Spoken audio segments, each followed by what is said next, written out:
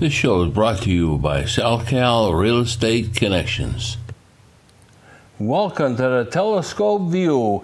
We're here tonight with Rick and Steve and, of course, yours truly. And tonight's show is kind of a special thing, Rick, because I remember this Exeter incident when it happened, and it was very strange back then. And oddly enough, it has never been explained, but I got a good feeling you know a little bit about this event. We know a little bit about it. We're going to talk about the 1965 Exeter, New Hampshire UFO sighting. It was pretty interesting because in September of 1965, a young man by the name of Norman Muscarello and two police officers witnessed some strange lights in Exeter. And it wasn't just these people. There was a number of other people who saw these lights as well. And the interesting thing about this is despite all kinds of people trying to explain it, and the Air Force had some involvement, the Air Force has continued to say, no, we don't know what it was. It was a strange event. And one of the reasons we're talking about this is going to fall into line with one of our previous shows is because as we get towards the end here, we're going to talk about this particular situation and this type of alien craft, what was going on here.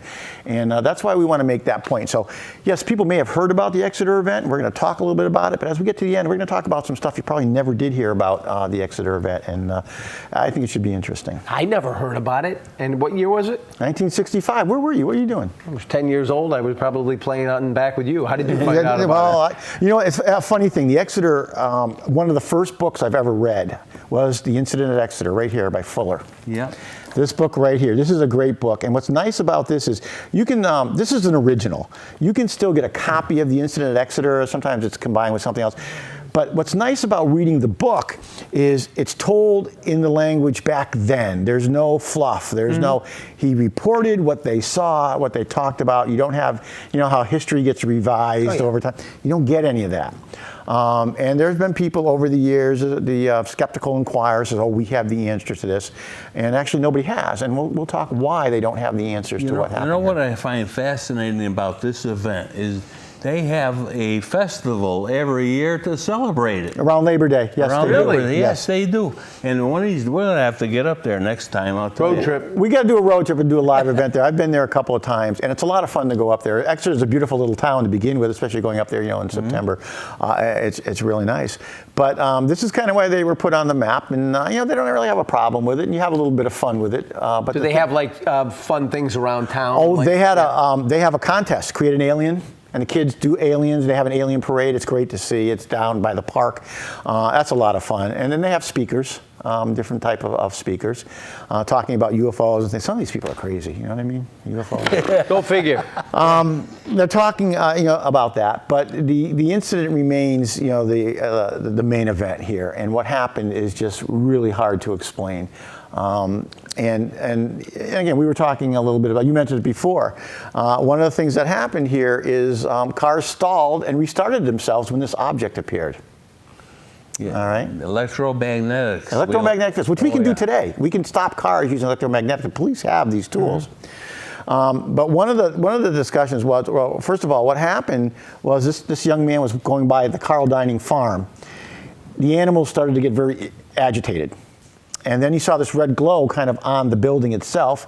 And he noticed in the woods a series of lights, red pulsing lights, okay, moving on an angle, moving on a 60-degree angle. Here's our visual aid here. And it was moving kind of on a 60-degree angle. And these were pulsing red lights. And it was moving on an angle. And he saw them behind the trees. And they would move up and they would move down.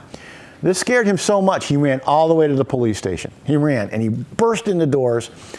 And all out of breath, and he tells the police sergeant, Bertrand there, I saw this. All right, you're nuts. No, I saw it. But he was so insistent, the police officer went out with him. So they get out to this farm, get out of the car, they walk around. The animals still seem to be agitated. Police officer sees absolutely nothing. So they start walking through the field. They walk about 100 feet, and all of a sudden, up behind the trees comes that object. Again. The police officer was blown away. Blown away. He immediately called. He went back to the car, called for backup. He goes, somebody else has to see this. Another police officer came, saw the same thing. Okay. Another police officer found this lady sitting in the middle of the road with her car. She was afraid to do anything with her car. She said she was driving down the road. These lights came over her, okay, again, on an angle. On an angle, yeah. Red pulsing lights on an angle. Her car stalled. As long as that thing was near, it would not run.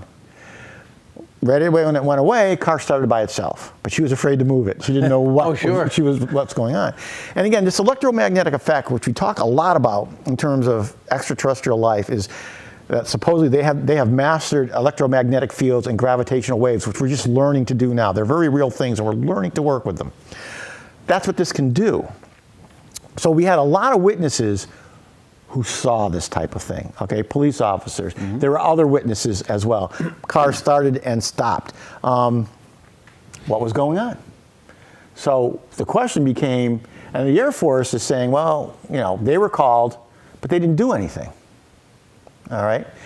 Now, you know there's more stuff going on than that. Absolutely. Then there was a special event going on called Big Blast. Operation Big Blast. Which was a maneuver or whatever you want to call it. Yep. Which they were blaming that, but in reality, the Air Force says, no, we were on the ground already. Well, yeah, there's an operation going on at Pease Air Force Base. They were doing, that weekend they were doing an exercise called Operation Big Blast. Okay, and they had a lot of aircraft in the sky. So right away, people were saying, well, we must have been seeing Operation Big Blast. We must have been seeing refueling operations. Well, the Air Force came, I mean, it would have been easy for them to say, yeah, it was us. They didn't. They came back and they said, no, it wasn't us. First of all our aircraft were logged on the ground at least 30 minutes prior to any of these sightings. Now, if you know anything about the Air Force, they tend to know where their airplanes are, okay? And when they don't, there's an issue. Oh, yeah. Okay? So they said they were all on the ground. All right, and the Air Force isn't changing. Now, as far as a refueling tanker, I don't know if anybody knows what a K-97 refueling tanker is. Yeah. Everybody knows what a refueling airplane is. There's a boom. It's this big thing, and it has a boom. And the boom comes down from the back, and then the plane comes in, and it goes in, all right? And they refuel. That's how they refuel. And there's lights on the boom. There are lights on the boom, but the lights on the boom are down here. There's also lights on the belly of the aircraft. Mm-hmm. Okay, now the people said, well, that's what you must have seen. Well, here's the problem. First of all, the lights on the belly of the aircraft, this is called the receiver. The lights on the belly of the aircraft are not red. They're green, amber, and red, and they go this way. The lights on the boom, there's only two of them. They're to illuminate the aircraft below. Okay? So what they said is they saw red lights flashing. 1, 2, 3, 4, 5, 4, 3, 2, 1. 1, 2, 3. Okay. And that's what they said they saw. Okay. Refueling boom. Sounds good. They also mentioned that the lights that they saw on a 60-degree angle were traveling with the lower edge leading, like this. So what does that mean? So if that was on an airplane, yeah, right. Airplane's going backwards. Yep. Not possible. And every report by the police officer, and they were all interviewed separately, said it was going this way. So it couldn't have been the refueling boom on a K-97 tanker. There's another reason it couldn't have been a refueling boom on a K-97 tanker. Yes, from these bases, they routinely did exercises with refueling tankers all the time. For this weekend, they grounded the tankers. Because of Big Blast. Because of Big Blast. They didn't need these big lumbering airplanes in the sky while they had bombers and escort fighters going, doing their thing. All the tankers were grounded for this weekend. This is the Air Force. So the Air Force comes back and says, okay, you can write whatever you want, Skeptical Inquirer, you can write whatever you want. We were on the ground. It wasn't us. And again, it could have been easy for the Air Force to say, that was us. Forget about it. Yeah. To this day, the Air Force has said, nope, that was not us. What you saw was not us. And that's general operations. But there's another group that knows more. And who might that group be? 9. Mm-hmm. Flight, what is it? Flight 9. Flight 9. That's Flight 9. Again, the fact, I mean, we hear... we had explained before what Flight 9 was. And right. It's like the upper. They are the upper, the most secret group in the United States Air Force. I was told there's only 6 of them at any given time that would operate within this unit. Again, in Exeter, I mean, another thing that you hear a lot with UFO reports, and it's interesting, is that animals react before people do. They get agitated. Vibes. They do their Yep. yeah. Yep. And yeah, is it the vibes? Is it the electromagnetic fields? Because what we hear is that many times what we see, a lot of times what people think they see is typically you would never see a UFO because they have absolute stealth capability, which we're learning to have right now. That's right. And the only time you see a glow is either because it's a sensor or the propulsion system is interacting with our atmosphere, just like the aurora borealis. And we're going to talk about that in the next show. How all this electromagnetic fields work and the effects that they could have. There is another time when you might see them, okay? And believe it or not, you can be as advanced as you can be and still have technology problems. You know how when we have that piece of technology and it just stops working? Yep. Really ticks you off, doesn't it? Well, I imagine it ticks them off too. Because according to what I was told by these gentlemen and classified files that they've seen, is Flight 9 has a classification for this too. And this craft was classified as an enigma. Okay, it was classified as there's something piloting this. Remember, Bentwaters was a Dragonfly. A Dragonfly is a piloted by itself, it's automated. Whereas an enigma is piloted by some type of biologically engineered entity, what we would call the Gray. And I know this all sounds so wild. You sit here and you talk about this, and sometimes I can't believe I actually say this. I know it's wild, but when you get back to what we're really talking about here in science and where we're going, it's not. But this was classified as an enigma, but now it had a new term, and you're going to love this one. I mean, this is as simple as it gets. This was classified as a lemon. Okay. Why is it a lemon? They were having problems with this technology. Oh. This is why we were seeing this. Somebody's probably sitting in there saying, well, you get the other end up, pick up the starboard side. What's going on? You see some little alien running around in there. That we have over the years since 47, we've seen a number of situations where there's a lemon, a technological problem. That's Maybe right. Roswell was a lemon. I don't think it was. I think it was the lightning that was a problem there. But we've had sightings, and we could go into those at another time, where they were characterized as lemons because there was a problem with the technology, and that's why we saw it. That's why it did what it did. I don't know who they call. Who do you call? AAA at that point? I don't know. Yeah, as a matter of fact, they have a division. Do they? Yeah. I mean, mileage these guys must Flight get. 9 Flight 9 would be the said people. it was a lemon. They said it was an enigma, but it was a lemon. Wow. And Flight 9 supposedly have limited communications. We're not, like I said, it's not pick up the phone and talk to somebody. And it's when they initiate communication, not when we do. We can beg for it, but we don't get it. And there's a way that they do that, and they're not even sure exactly how the communication works. And we can talk about this in another show, but they have something that they now refer to as the bat phone. Oh, really? Because they didn't know what else to call it. All right, and they're not even exactly sure how it works. Originally it worked with teletypes. From what I understand now, it works with computers, a little more sophisticated. This all sounds pretty wild. I think one of the things that really, and maybe you could answer this, so many of these cases that we heard about were way back when in the magazines and, like this that came out, and everybody was talking about, UFOs. Are there flying saucers? The regular just didn't seem that it disappeared over the years. But I'm sure there's a lot of people still tracking them, but are there major incidents like we talk about with Exeter and all that kind of things? Do they take place anymore? We're not, and that's a great question, because there's a lot of articles I've seen of where have all the UFOs gone? Right. Okay. Well, we have a couple of things, and this is what I'm told. Is first of all, the technology that they have, just like ours, improves. Okay, and that they've always had where we have a virtual invisibility capability, which means by radar. They have an absolute invisibility capability, which we now have developed. Okay, it was actually mentioned a few weeks ago in a speech to veterans, and somebody said, "Hey, we even have an airplane you can't see." Yes, we are there. So by and large, we're not going to see it, and again, that's not so far-fetched. I can explain to you the way our invisibility cloak works, the camera systems and the way they work, minute nano cameras.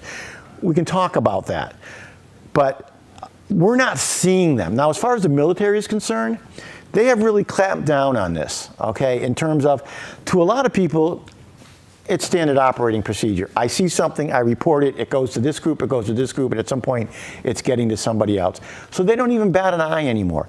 The thing that I was told is there never has been, and they don't figure there's going to be a hostile act by this particular group, okay? Despite what you hear, anything that we've had that's been destroyed, we've heard that something has been destroyed. I mean, the missile, that wasn't considered hostile because they ended up knowing about it and it wasn't really armed anyway. Anytime there has been a problem, something's crashed or something's gotten destroyed, was probably by accident. It was by malfunctioning technology. It was not intended to happen. So it was not an intentional hostile act, okay? Let's just level set this one more time before we go, because I mean, you listen to this out there, yes, these three guys are nuts. Well, I'm definitely crazy, you're a little bit crazy, and you're fine. Actually, it's the other way, but... Well, you know what's amazing, Rick, too? In today's world, we have all these drones, and I mean, it'd be easy to kind of make something look like a UFO, without a doubt. Well, it is. I mean, the Intel shooting star drones that you saw at the Olympics, easily. But when I say I want to level set this, I want to say this, is when we're talking about intelligent extraterrestrial life, and now that's not a question anymore. I don't know of any scientist who will say it doesn't exist. They're going to say it exists. The argument now is whether it's been here, okay? There are 40 billion planets in our galaxy alone that can harbor this type of life. There's 100 million galaxies. Something is out there. Yeah, now, quite a few things sound like they should be out there. When we're talking about an alien, we're not talking about Marvin here. We're talking about people who look like us, okay? They're identical to us. And there's been pictures of that. And we can talk about we're going to talk about who they are and where they're from in a later show. There are people like us who are just farther advanced than we are, doing the same things that we're doing on Mars and Saturn and Jupiter.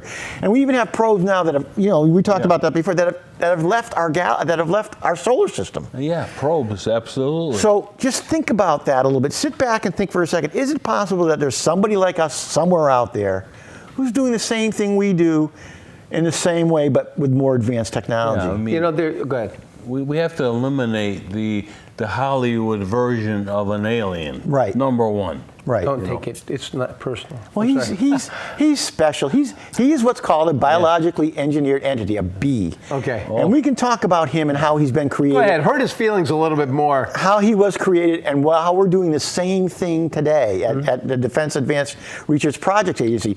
The Engineered Living Materials Project has that very purpose of creating living materials, engineering living materials for everything, for airplane skins, for our skin, for building blocks.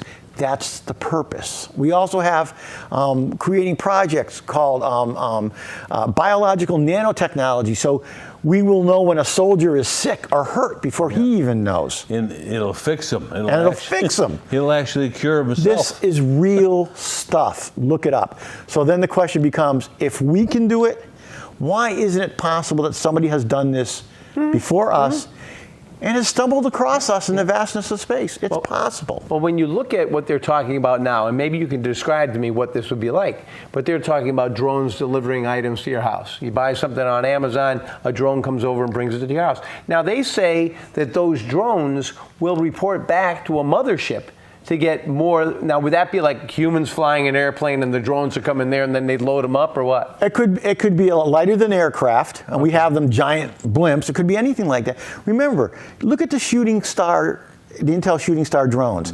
They make pictures in the sky. Each drone has to know where the other drone is. Each drone has to know when to turn on its light. Each drone has to know when to move.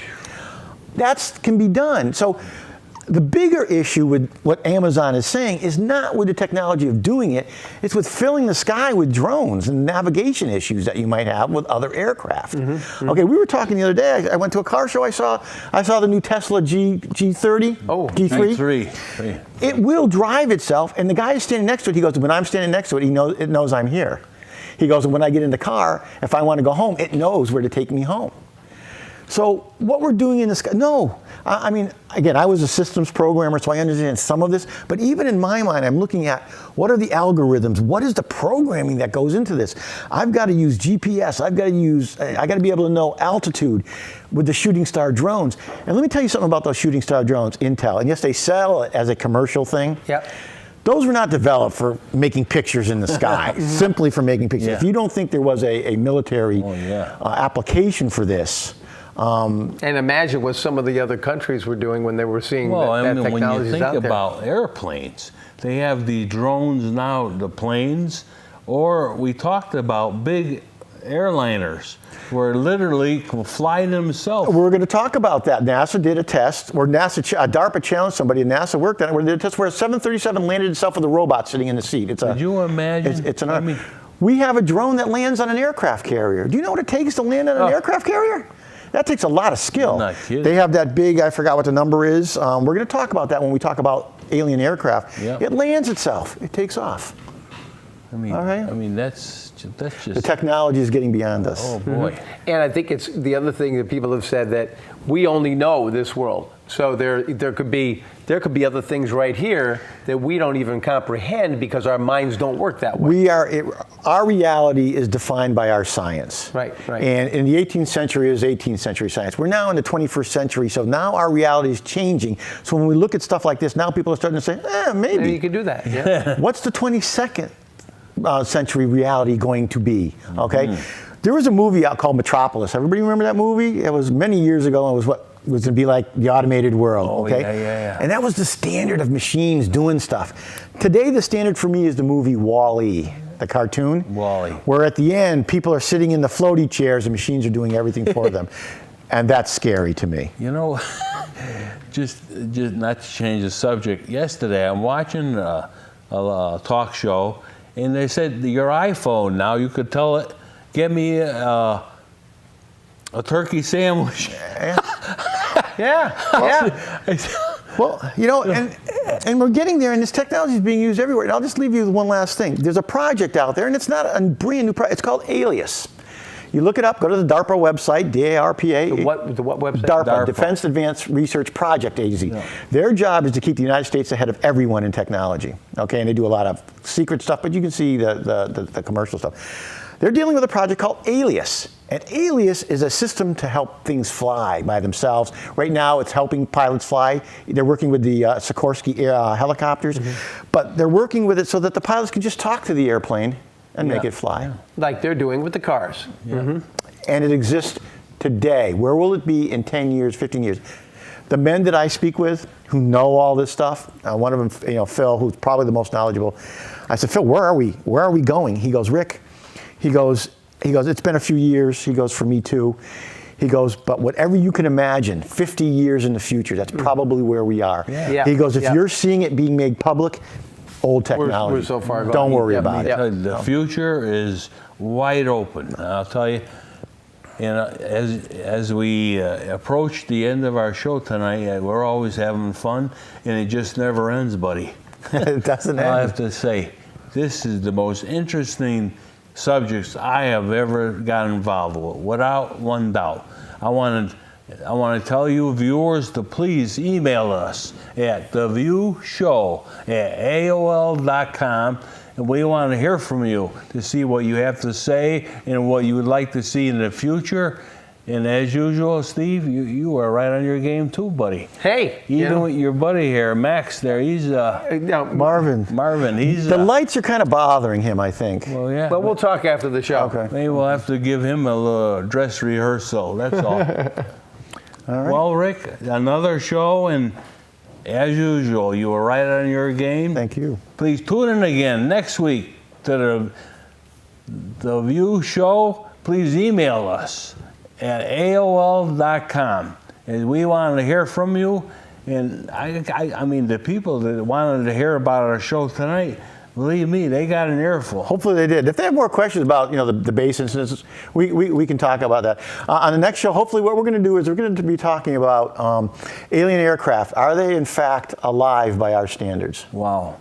That's another subject. That's going to be a good one. And at some point, maybe what we could do is give people a list of references, like different websites and things like that. We can do that. That they could go to. Yeah, that would be good, because I'm sure after the show. Okay. Well, we're having fun. Good night, and thank you for watching the show.